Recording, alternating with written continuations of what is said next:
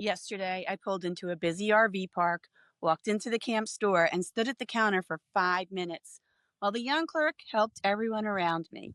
A 20-something couple walked up beside me and were immediately greeted with, "How can I help you folks today?" Now, this could have just been a busy day, distracted employees, or pure coincidence. It felt like something I've been experiencing more and more since I started this solo RV journey at 60 plus. It felt like I had become invisible. Hi, and welcome back to Making My Own Lane. I'm Nancy, and today we're diving deep into a topic that so many of us women over 60 are experiencing, but rarely talk about openly: what it feels like to become invisible in a world that sometimes seems designed for younger people or couples. If you're new here, this channel is all about creating our own path in the RV lifestyle and beyond, refusing to be defined by society's narrow expectations of what a 60-plus woman should be doing with her life, and building a community where wisdom and adventure go hand in hand. If that resonates with you, please hit that subscribe button and ring the notification bell. Now, before we go any further, I want to be clear about something. This video isn't about complaining or feeling sorry for ourselves. This is about naming something real that many of us 60-plus women are experiencing, understanding why it happens, and most importantly, figuring out how we can reclaim our visibility and power in RV parks, campgrounds, stores, restaurants, and everywhere else we travel. So what do I mean when I say invisible? Because I know some of you might be thinking, come on, you're being dramatic. And you're right, we're not literally invisible, but there's a very real social invisibility that happens to women as we age, and it's more pervasive than you might think. The invisibility can happen at restaurants, in a car or RV dealership. It's the way RV dealership salespeople assume you're just browsing and immediately start talking to your husband. Except you don't have one, and you're the one with the money and knowledge about what you need. I once had a car salesman who, after I had picked out the car I wanted and been pre-qualified, asked me if my husband was okay with my decision, and maybe I should come back and bring him with me. Really? Well, my answer was, that's really none of your business. And if you find my husband, maybe you can ask him why I am leaving now without buying a car from you. Maybe it's a helpful camper who, without asking if I need help, offers to explain the simple things to you, like how to plug my camper in, while assuming the 25-year-old guy in the Class A next to you is a seasoned expert. It's other RVers who ask you where your husband is when they see you setting up camp alone, as if a woman over 60 couldn't possibly be capable of managing an RV lifestyle independently. Or the people who line up when you're backing in, expecting a good show. I give them a great show most of the time, as I disconnect my Jeep and back my tow dolly into a new site. Okay, enough of that, and thanks for letting me vent a bit. Let me share a story that really crystallized this for me. Last month, I was at an RV park. I plugged in and, wouldn't you know, kept blowing a fuse at the power box. I went to the front desk, who sent over a maintenance person to investigate. He insisted that my power keeps going off because I am overloading it. We did the math together, and he agreed that maybe the electrical box was bad. And after replacing it, I didn't have any more problems. But it took me 45 minutes and a calculator to get him to believe me just to replace the box. Now, was this ageism? Was it sexism? Was it assumptions about solo female travelers? I can't read minds, but I can tell you how it felt. It felt like my years of RV experience, my hard-won knowledge about everything from backing up a trailer to managing water systems to understanding the amount of amps and watts I was using compared to the amount I should have available from the campground 30-amp box. None of it mattered, because I was a woman over 60 traveling alone. Sometimes I feel like I should just accept it, blend into the background, and not rock the boat. But then I remember that line from Dirty Dancing, "Nobody puts baby in the corner." And I think, why should I put myself in a corner just because I'm 60 plus and traveling solo? And here's what's particularly frustrating about this in the RV community. We're actually a growing demographic. More and more women over 60 are choosing this RV lifestyle, whether solo or with partners. We're buying RVs. We're spending money at campgrounds. We're active in RV clubs and forums, yet we're still treated like we're anomalies, or that we must be temporary travelers just trying something out, rather than serious long-term RVers. The invisibility isn't just professional either. It's social, it's cultural, it's in the way we're represented, or more accurately, not represented to the media, advertising, and popular culture. When was the last time you saw a woman over 60 as the romantic lead in a movie, as the powerful CEO in a TV show, as anything other than the wise grandmother or the comic relief? So, why does this happen? Why do women seem to hit an invisible wall somewhere around 50 or 60? Understanding the why is crucial because it helps us realize that this isn't our fault and it's not inevitable. First, let's talk about our youth obsessed culture. We live in a society that has combined youth with value, beauty with worth, and novelty for relevance. This isn't natural or universal. Many cultures revere their elders and see aging as an accumulation of wisdom and power. But in our Western capitalist society, we've been conditioned to see aging as decline. For women, this is compounded by centuries of being valued primarily for our reproductive capacity and physical appearance. Once we're past childbearing age, once we no longer fit the narrow beauty standards defined by youth, society struggles to see what value we bring. Think about the stories we're told from childhood. Fairy tales end when the princess gets married. What happens to her at 40, 50, 60? We don't hear those stories. The media we consume is largely created by and for younger demographics. Advertisers chase the 18 to 49 demographic like it's the holy grail, as if people over 50 don't buy things or make decisions. In the workplace, there's often an assumption that older workers are less adaptable, less innovative, less energetic. Never mind that we have decades of experience, institutional knowledge, and the wisdom that comes from having seen multiple business cycles. Never mind that we often have stronger work ethics, better interpersonal skills, and more realistic expectations. And here's something interesting. This invisibility has actually gotten worse in some ways over the past few decades. Previous generations of women often moved from being wives and mothers to being community leaders, church pillars, neighborhood matriarchs. They had defined roles in society even as they aged. But as traditional community structures have broken down, as families have scattered geographically, as careers have become more central to identity, many of us find ourselves without those traditional roles to step into. We're pioneers in many ways, the first generation of women to have careers throughout our lives, to have our own financial independence, to reach 60 with hopefully decades of good health ahead of us. But society hasn't caught up with how to see us, value us, or include us. Now let's talk about how this invisibility actually affects us, because the impact goes far deeper than hurt feelings or wounded pride. First, there's the psychological impact. When you're consistently overlooked, dismissed, or ignored, it starts to affect your self-worth. You begin to question whether you really do have anything valuable to contribute. You might find yourself speaking less in meetings, avoiding social situations, or second-guessing ideas you would have confidently shared in the past. Unless you're me, and just get PO'd about the whole situation and shut down completely. There have been times I've stayed quiet when I would have spoken up in my 40s. There have been moments when I felt like I needed to prove my relevance, to work twice as hard to be seen, and half as valuable. The nice thing is that now I tend to speak up more and not necessarily care what anyone else thinks. I've learned that if I have a question, probably several people have the same question and are too nervous or too scared to speak up. Maybe over time, I've just lost some of my filters, and maybe I just don't care so much what people think about me anymore. Professionally, invisibility can have real economic consequences. Age discrimination in hiring is well documented, even though it's illegal. A study by AARP found that it takes longer for older workers to find new jobs, and they often have to accept lower salaries when they do. But it's not just about finding work, it's about advancement, about being included in important projects, about having our expertise valued and sought out.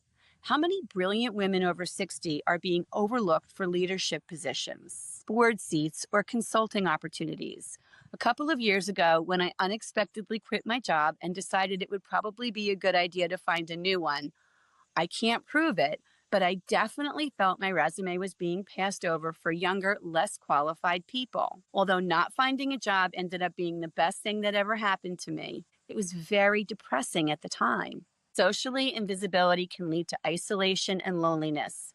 When you feel unseen in public spaces, when your contributions aren't valued in social groups, when you're excluded from activities or conversations, it's natural to start withdrawing. I've also had this happen in some situations just because I was single. Research shows that social isolation and feelings of being undervalued can contribute to depression, anxiety, and even cognitive decline.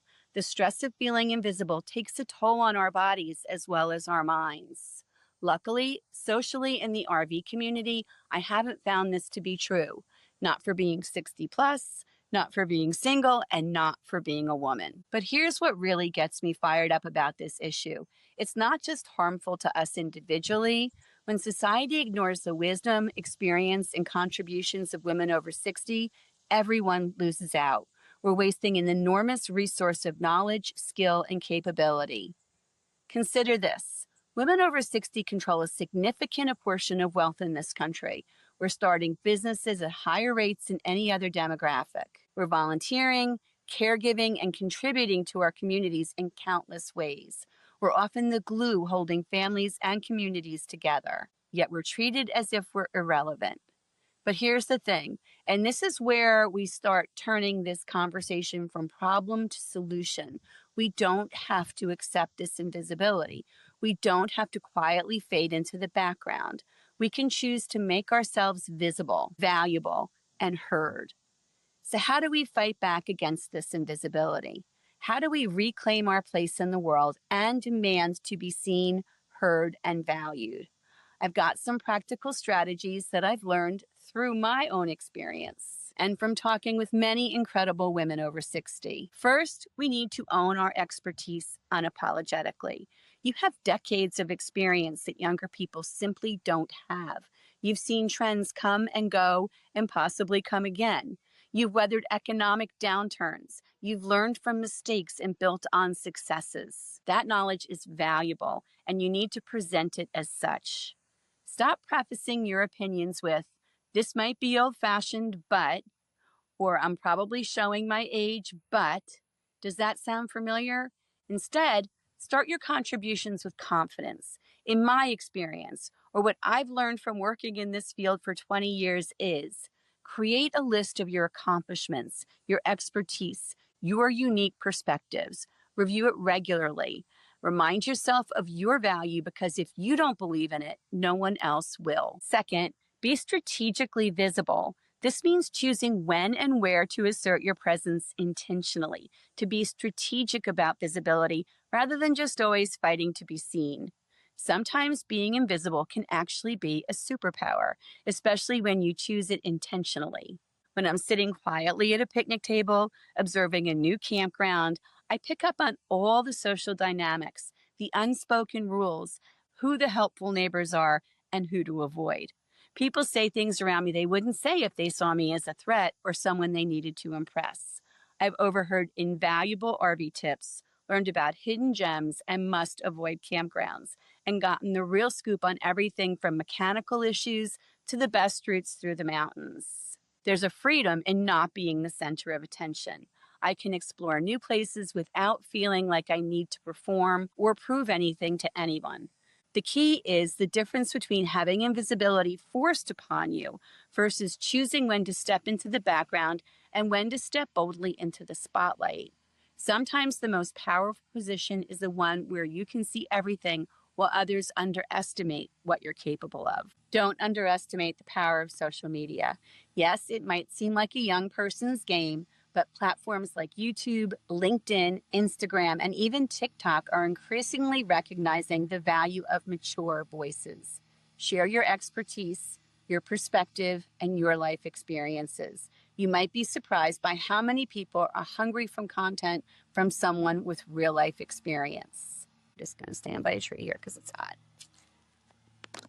Third, build your community. Surround yourself with people who see you, value you, and celebrate you. Don't write off intergenerational friendships. Some of the most rewarding relationships I've developed in recent years have been with women 20 or 30 years younger than me.